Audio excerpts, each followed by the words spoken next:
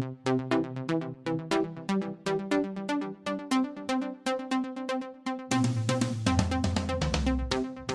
podcast world, it's Podcast Friday at FNO InsureTech, isn't it, Lee? Happy Friday, Rob. Happy Friday, Lee. I got to tell you, I love Fridays. Fridays are great. I mean, they are a wonderful day. I don't know what else to say about a good Friday. I'll say this about Fridays. I have one foot in my work and one foot in the weekend. And that's different than Monday, how? Oh, ouch. Ba-doom. Ouch. Are you here all weekend? Wow. You're all weekend.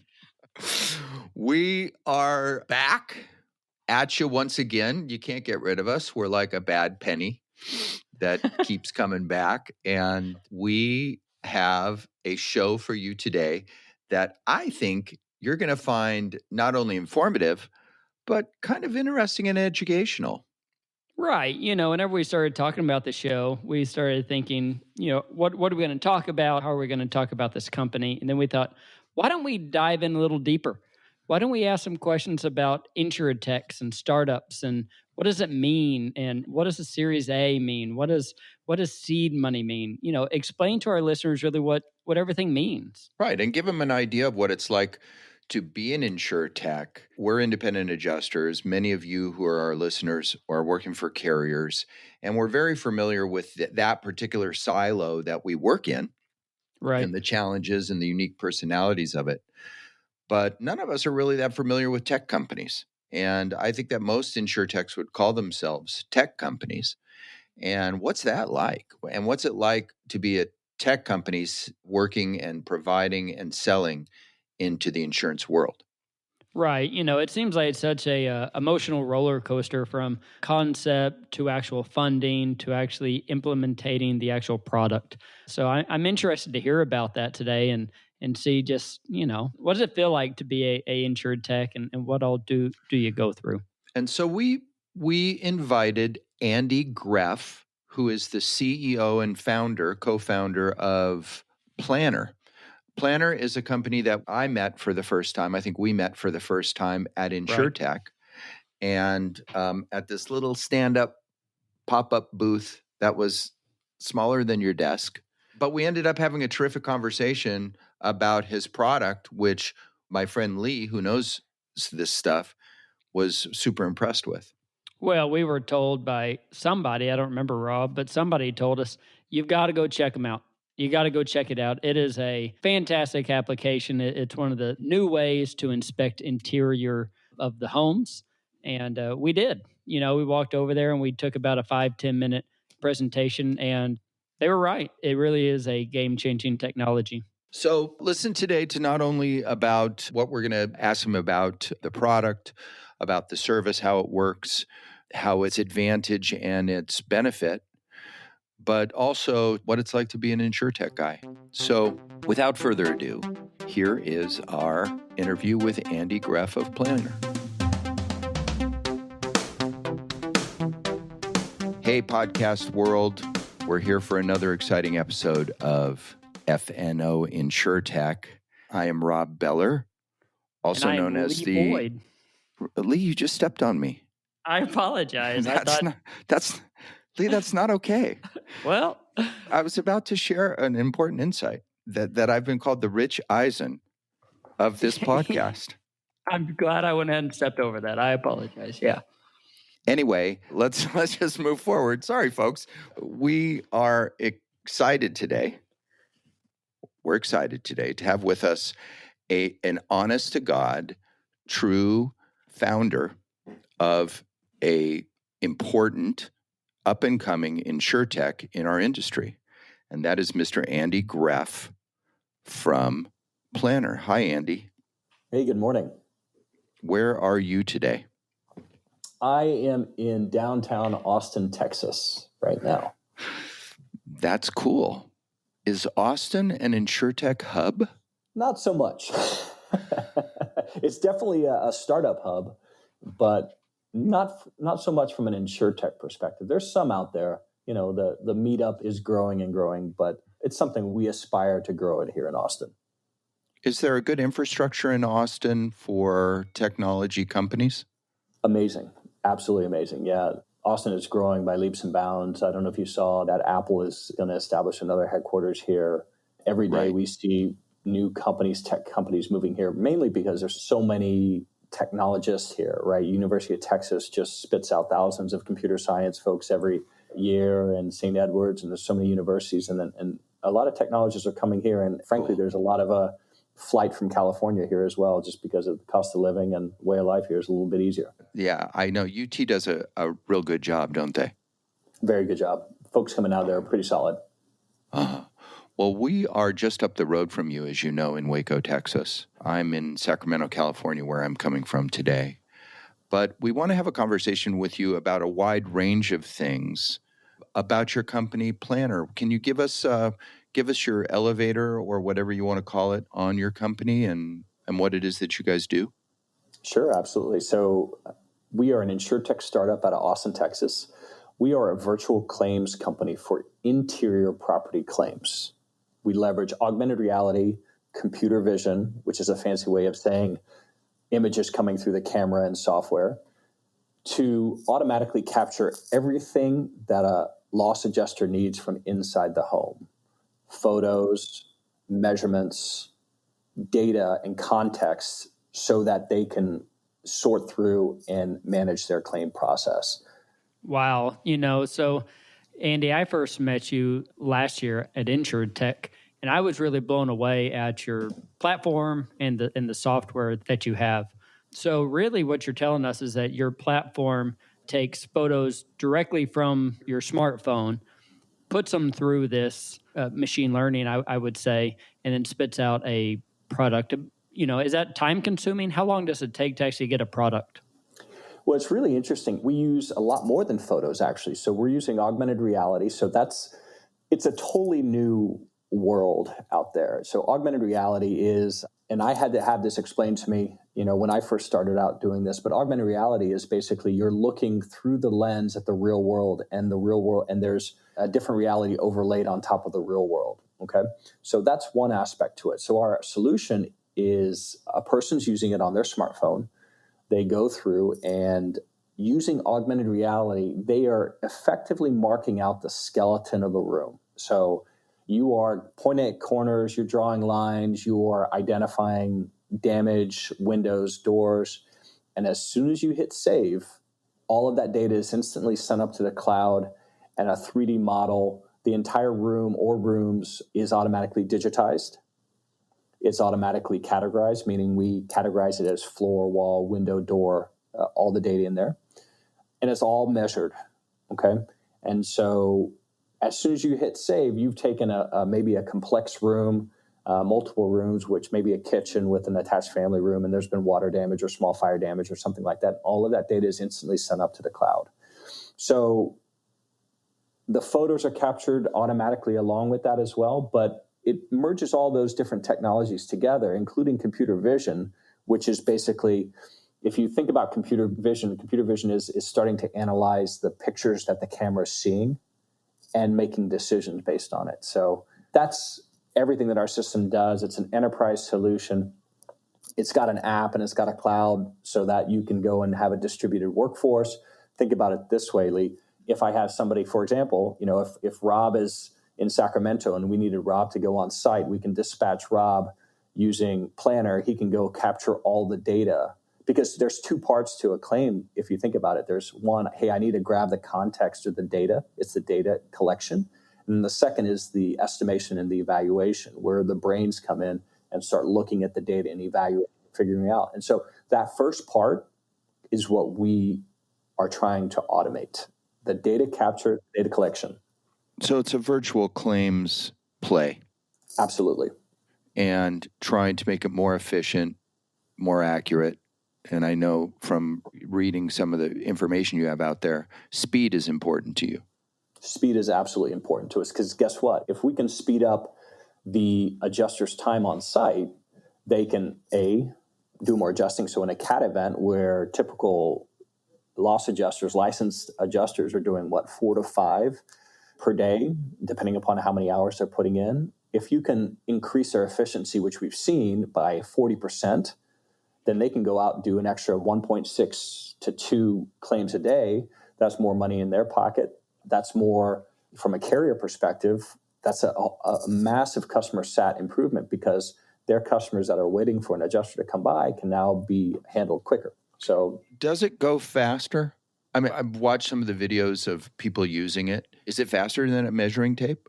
We've approached this very scientifically, as you can imagine, because we're a bunch of propeller heads here over, right? And so we've literally put people side by side. And we will test them. Okay, here's your claim. Stopwatch. Go use a paper, pencil, clipboard, laser, whatever your traditional methods are. And we'll stopwatch them. And then we'll say, okay, now use PLNAR. And we'll reverse that too, just to make sure that we're not getting any sort of data pollution because of, maybe they understand the space better. But we'll go and time that. People that go through our training, we have an e-learning site to go and learn this. People that go through our training and then try the solution, minimally save 40% on site. And that's the data capture, that's the measurement. It's a big number. That's a real big number. Real big number. And it's everything, right? It's the photo capture, it's the data capture. And I'm not even talking about back office efficiency changes. This is all time on site, data capture. Right. So the other interesting benefit of this is, and this is, by the way, this is an interesting side effect of doing the trials that we've done and working with independent adjusters who have come in and we've signed them all up to go and use our system, is if you're going out and you're doing 4 to 5 claims a day as part of a hurricane or tornado or wind damage or something like that, then you're going back to your hotel, you're going back to your office. Usually these guys, they head back to their hotel, right, to go and wrap up all their work. All of that context is lost. You know what I mean? So you've got 5 things all buzzing around in your head trying to remember, where was I? What did I do? What did I see? What happened in this space? If you're looking at a piece of paper with coffee stains, mud stains, maybe it's been on the bottom of your truck, floor bed, whatever. I mean, you've probably seen some of the craziest, right? If you've lost that context and your camera, which your little trusty 8 megapixel camera, which you're taking pictures on, they just store it on an SD card and none of them are named appropriately, then you've lost all the context of the space. And you have to sit there, after a long day and try to remember everything that you saw. And, a lot of times in catastrophes, adjusters will go out and they'll do inspections for like 5 days. And multiple days, and then write up things. And that's frightening, right? So to think that, they have this kind of data to relate back to, but it's a real-time upload, isn't it? If that's chosen. So all the data is immediately in the hands of the desk adjuster, wherever they may be, or the remote estimator. One of the things about the CAD environments are, cellular data is sometimes spotty, right? So our system works entirely offline if you want it to. So you can do all the data capture. And then whenever you get to Wi-Fi or get a better cell signal, you can hit upload. And then once you get that, then that immediately goes to the back end. What I thought was really interesting is the speed of time it takes from the upload to the back end. It is extremely fast to get these renderings and these 3D images. Am I right, Andy? That's exactly right. So versus, when you're dealing with other like Eagle View, right? You have to wait, a day or two for the software to process and for you to get the drawings. For us, it's all happening while you're on site and it's doing the determination and you are kind of guiding it while you're on site. And then as soon as you hit upload, the 3D models and the output is generated. Yeah, that is different than a lot of InsureTech companies and captures.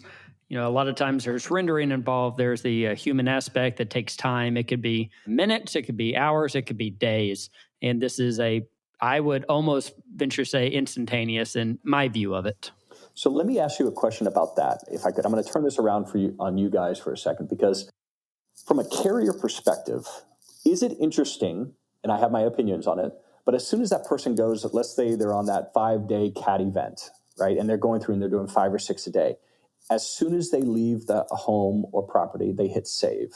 And that information is automatically saved to the cloud, where that information can be both shared with your, maybe the 470 desk adjuster, but it also can be shared with the carrier themselves, because there's been no, this data is the data capture. It's not writing the estimate.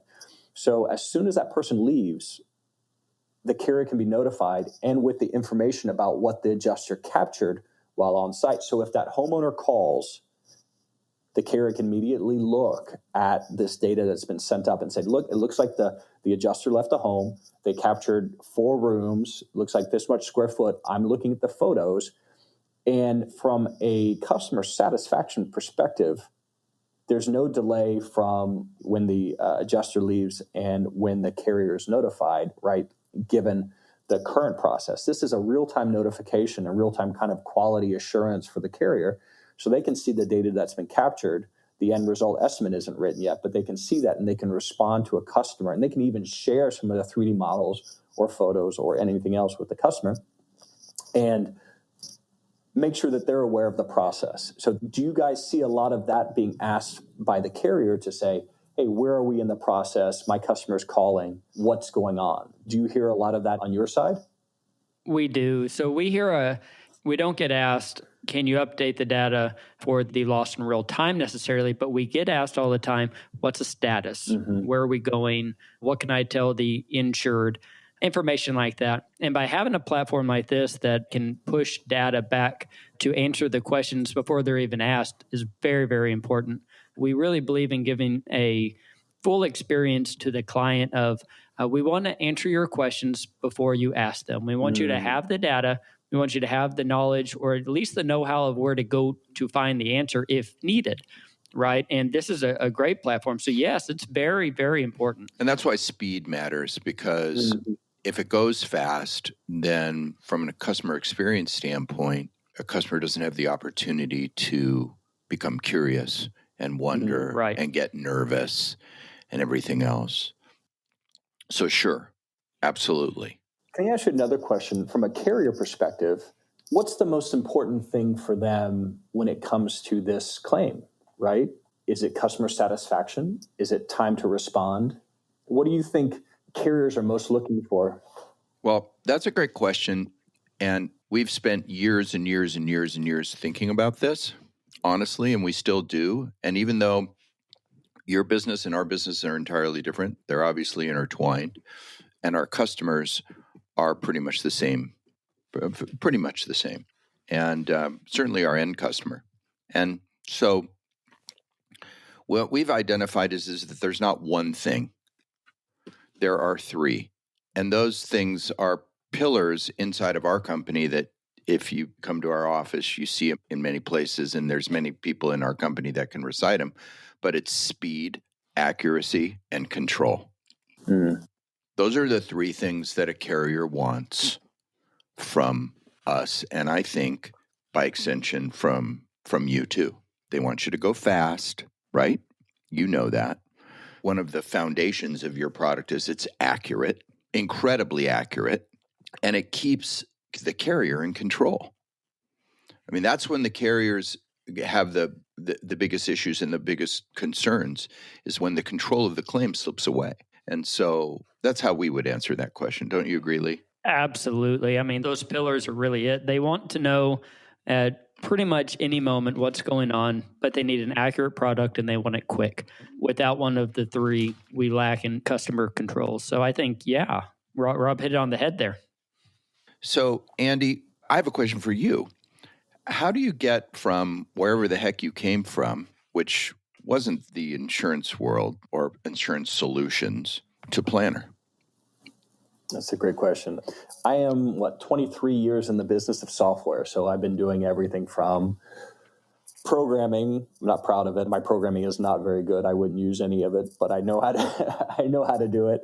I actually graduated from Notre Dame with a finance degree, and I didn't use any of that. So I went immediately into software and just working from consulting and learning kind of from the ground up. I mean, either from the data center down to the browser to the app and vice versa. So I understand everything in between on the software side. And so I've done this for telecommunications. I've done this for healthcare. I've done this for media and entertainment with folks like WWE and NFL. But at the end of the day, there's a lot of, and now insurance, but at the end of the day in enterprise software, there's a lot of threads that are consistent across all of them, right? Performance, making sure you're lined up with some of the key initiatives going on at companies, security, ease of use, things like that. And that's really where my expertise is in the enterprise software side. So I've sold it, I built it, I marketed it, I've done all of the things, and now I'm running a software company that caters to the insurance world. And what we saw in the insurance world was a real big need. We saw a couple things, and you guys are on the tip of the spear on this, but we saw there's a large need in the license adjuster space. There's a lot of folks that are aging out on this space. Not many people are going into the adjusting world because it's a tough job, right? Being on the road a lot. You're seeing a lot of heartache and damage, right? And I would say, having never done this, it feels like a very tough emotional job. And then, if you're on the road 6 months out of the year, it's challenging, right? And so a lot of the folks coming out of school or graduating today are that's a tough thing to ask them to do, right? Right. And so you're seeing a lot of aging out. So we saw that as a number one. That's a big market or big issue right now, the aging out. And frankly, the backfill is not there for that market. Number two, we saw it seems like some of the industry data will back it up, but there's more catastrophes that are happening. Wildfires, hurricanes, tornadoes, hail damage, wind damage, things like that. And it seems like that is starting to increase for whatever reason, right? And given those two things, you have this, no pun or pun intended, I guess in this case, but a perfect storm of issues where you've got more transactions and fewer people to be able to deal with and sort with it. And so whenever you see those kind of inefficiencies, that's where an InsureTech startup or a startup tends to go in and say, hey, I see a pain. Let me go and see if I can solve it. So were you sitting around one day and saying, wow, if we could use measurements like this, that would be really cool? I mean, where did the inspiration come from? What's interesting is we were dabbling with, the actual name of the company is SmartPicture. Our Delaware C name, corporation name is called SmartPicture. So we had some technology where you could take a picture, and if our patented marker was in the picture, which looked like a target, if it was in the picture, then we could measure everything from that picture in 2D and 3D. So imagine taking a picture of a corner of a room, and then from that corner of the room, I could literally measure everything in that picture. And you're taking a single 2D picture and you're able to derive 3D measurements out of it. And so effectively, we had a product without a market on that one. And so we started to go and experiment. We started looking at the remodeling world, and they definitely needed something like that. We started looking at the insurance world, interior design, a window treatment. We messed around a lot with window treatment. But what we found was the biggest market, the biggest pain, the biggest opportunity for us was in the insurance world because of those two things that I mentioned before. The lack of people going into the market, the need for artificial intelligence or new technology to help assist those people that are out there and enable additional business models that may improve customer satisfaction, and then just the number of catastrophes increasing. So that's kind of how we ended up there. And so you started pushing down the road, and somebody somewhere must have said, this is a great idea. Let's do this, or let me try it. Or, I mean, did you have a champion in the industry who jumped on board? It's interesting on that one and so this goes to InsureTech and carrier startups and things like that. So yes, this past summer we started, actually in early 2017, we started raising money for our Series A. And we found that there are a lot of InsureTech VCs out there, venture capitalists out there, that were looking to invest in companies that were trying to assist carriers with new product, new technology. And so we found a champion in a VC called Manchester Story. And they're actually out of Des Moines, Iowa, which, as you know, is an insurance hub. And they are actually backed by, I believe, 10 different carriers themselves who have invested in them to go out and find new products and new technology that can help their bottom line, right? That can help their customer satisfaction, that can help their claims process, that can help, it runs the gamut on the insurance side, from new products and insurance to claims adjusting, right? And so they've really been a tremendous advocate for us in introducing us into the space and working with carriers, TPAs, independent claim companies, and independent adjusters alike. So that's really been a tremendous push for us.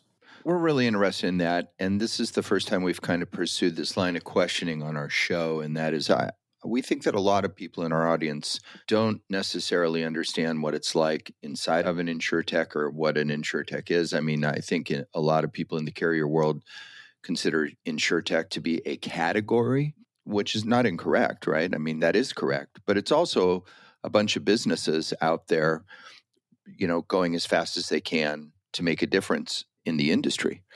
And so tell us what it's like to get started. What does it mean? What does Series A mean? What does Series B mean? What do all these things? We hear about these things and we see them touted by not just InsureTechs, but by any technology company. Why does it matter? Give us a little background about being an InsureTech. Sure. So if you're going to do a startup, right, you have two different methods for launching actually you have several methods, but imagine this. Number one, you say, hey, I'm going to bootstrap this. I'm going to fund myself. I'm going to pay myself, and I'm going to fund the activities to build up this organization. So that's one way startups can happen, right? Another way that startups can happen is just, I'm going to start a services company and I'm going to let the services kind of build it out, and then I'm going to develop product along the way. And then more importantly, in the path that most InsureTech startups go is, I'm going to take outside investment and I'm going to start up a company that, as a result of outside investment, they get a piece of the company. And typically what happens is you'll go out, and it happens in various stages, and there's no right or wrong way to do it, to be honest with you. But you'll go out and you'll say, hey, look, I'm doing initial round, and some people call it a friends and family round or seed round. And you'll do an initial round and you'll get, those initial rounds, depending upon how big a market you're going after. For example, if you're doing SpaceX, right, you need $100 million initial round, right? But for a software company, the cost of entry are so low that for us, our initial round was $1.6 million, okay? And so that was from angel investors and things like that. And that was a seed round, okay? And then that gets you going and you start working on it. And then once that money is exhausted, or you see that you need to really put the pedal to the metal and pour some gas on it to expand, you go for the next round. So really, when you hear the reference to seed round or Series A or Series B, all that means is a sequential, groupings of funding that you're making. And typically, if you're doing it right, the valuation of the company increases. Therefore, so for example, if on the first round, your company's worth $4 million, you're taking $1 million. So that would be $4 million pre, $5 million post. As you add in the $1 million to the valuation of the company, they're getting 25% of the company, and then you're moving on to the next level. And then the next time you do it, hopefully you're up at, $20 million or something like that. And then you would raise $5 million. So a good rule of thumb on venture rounds is you'll do 20%, roughly give up 20 to 25% of your company every time you do a round. And there's thousands and thousands of hours of podcasts devoted to that one little piece of, do I do a seed round? Do I do a Series A? And how do I do it, and the mechanics around that? And it's there's no one right or wrong way, but it's actually a really, really involved process. And from a startup perspective, I've done a number of these things. And from a startup perspective, it's kind of like, how do I want this company to grow? So for us, we wanted, we're a software company, so I don't need $100 million to grow, right? And so our Series A round was $2.2 million. So you add that up, $3.8 million roughly. So roughly $4 million total to get to the point that we're at, where we have real product, real customers, and growing. So 2 rounds, Series Seed, Series A, and roughly $4 million. And hopefully on the next one, we'll, if we need to, unless we're cash flow positive and doing well, we'll do another round. So everything varies. Right. And it probably depends on the maturity of your product and the acceptance into the marketplace. And I mean, there's a number of factors that figure in, and probably also the opportunity that you see, right? Totally. I mean, if you have to race to get to an opportunity before somebody else gets there, those are probably all things that motivate you. That's exactly right. I mean, even right now, it's an absolute arms race to move as fast as you can on this interior. I mean, look at the exterior world. Like, you have drones, you have flyovers, so Geomni against hover, against Eagle View, against Ridgetop, I think is another one. You have a ton of the folks out there trying to solve the same problem on the outside of the home, right? There's same things going on the inside. There's a ton of people, including Exact, right, that are coming in on the inside of the home too. So we have to move fast, and we're a under 20 person firm who we move really, really fast, roll out new products. In fact, we just rolled out a new product, 3.0 product yesterday, and we're just constantly iterating. And I mentioned computer vision, and Lee, you mentioned machine learning. We've got a team of those folks that are working on the automation, because at the end of the day, what we're trying to do, think about this, at the end of the day, what we're trying to do is eliminate those simple but time-consuming efforts, right? And you can do that using Machine learning is where you have algorithms that determine methods, procedures, and things to go to the next step. And computer vision is so, for example, a good example of computer vision as applies to us is as a person is going through and doing a claim, why can't we automatically determine what kind of floor they have, what kind of wall they have, the texture, the floorboards, the baseboards, all those decisions that somebody explicitly has to make? Why can't we automatically do that through looking at that picture and that session? So that's fabulous, right? That's great stuff. Yeah. I talk to a lot of insurance carriers about innovation, and you're right. On everybody's roadmap, it is, what about the inside, right? We have the outside. We have a lot of options to get all of the data from the outside, but what about the inside? And you're right. It is a race. You are in that race now to become the platform to gather the inside information. But I like your roadmap because it's not just, hey, we're going to give you measurements. We're going to think deeper. We're going to think further down the road on material identification, perhaps amounts, things like that. So kudos to you on that. I think that's a great idea. Good. Yeah. And it's just context. I mean, at the end of the day, if you think about our system, it's really two different elements of context. One is, what are the measurements of the room? So that's context, right? And two is, I want to see that room. And so one of the things we generate is a 3D model with the pictures embedded in it. So you get all of the context and the visual context of the space. So that's really helpful.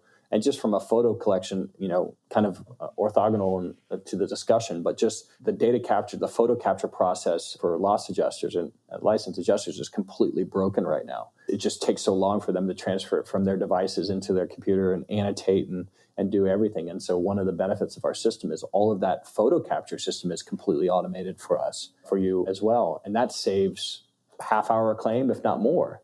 So we've really tried to not only focus on the measurement piece of it, but the context piece of it too. Well, one of the things that we really like about you guys is that you do the inside. At our company, we primarily do day work. And in day work, you go into people's homes every day.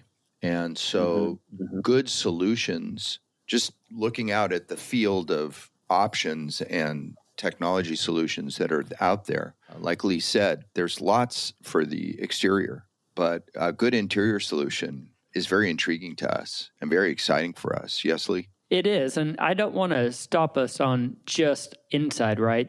Because PLNAR is more than that. I saw a demo where you're able to measure the exterior of the home. Isn't that correct? Yeah, you can. So if you think about PLNAR can do a room or a wall, right? And what we're not doing, though, is we're not doing a full house recognition, right? But sometimes, especially on wind damage, you'll look at the inside of the home will have water damage because a tree was pushed through it, a branch was pushed through it, or something like that. But that single wall on the outside needs to be accounted for. And so you can do a single wall with our system. Yeah. It's not something that we're, our main push is for inside the home. But guess what?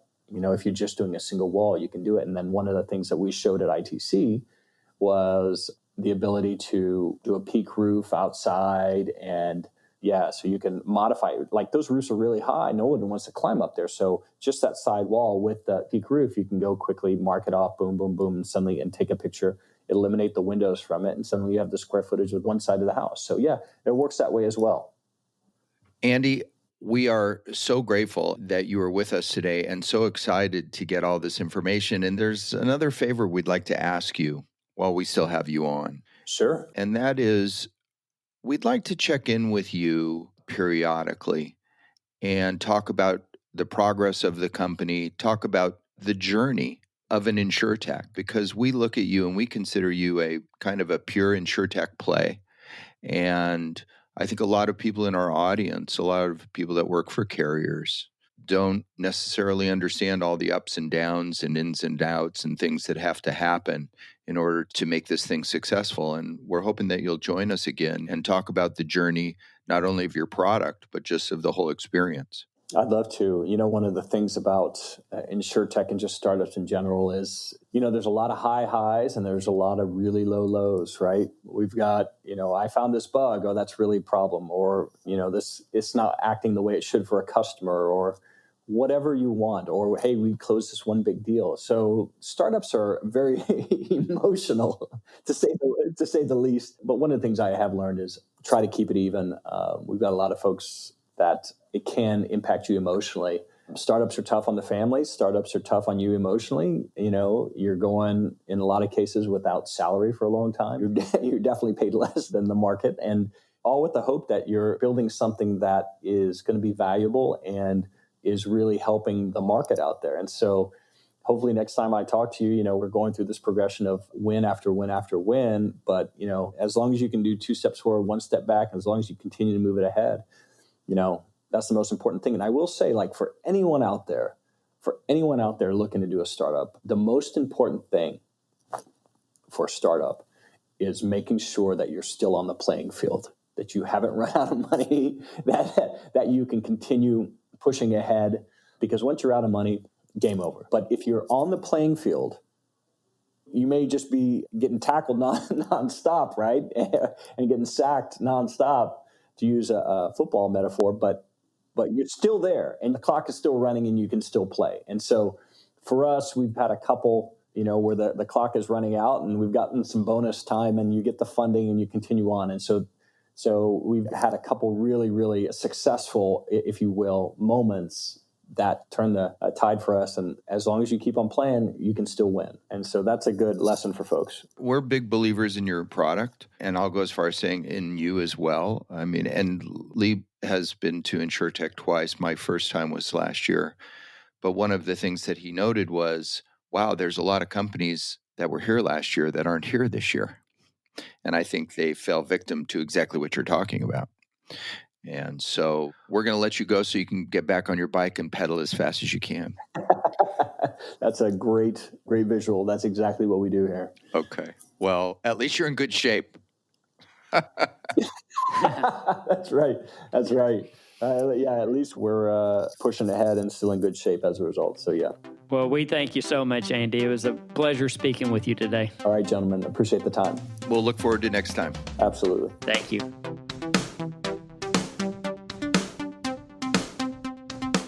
Hey, Lee. Yeah, Rob. I thought that was pretty darn interesting. I did too. I thought we were able to get a lot of great insight into these InsureTechs, into kind of what all they go through, and then just really interesting about PLNAR. Yeah, I mean, it's a pretty solid solution, it seems to me.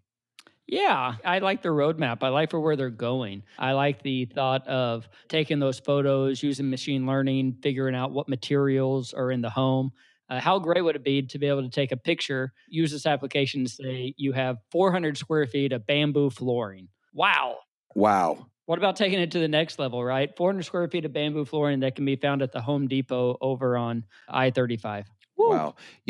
We run a program at 470 called the Expediter Program. And in it, it's kind of the in-between space between a straight desk adjustment, a fast-track desk adjustment, and a full adjustment where a regular adjuster is sent into the field. And so they're not fully trained or fully licensed adjusters at all.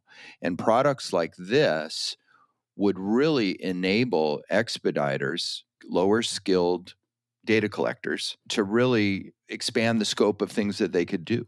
Absolutely. What it does, it gives the desk adjuster all the information in one place to write that estimate. Because that's the issue, right? Is getting the data out of the field to create appropriate and a correct estimate. Yeah. And, I like Andy a lot. Oh, Andy's a great guy. I met Andy at InsureTech. I've actually met Andy in our office in the past.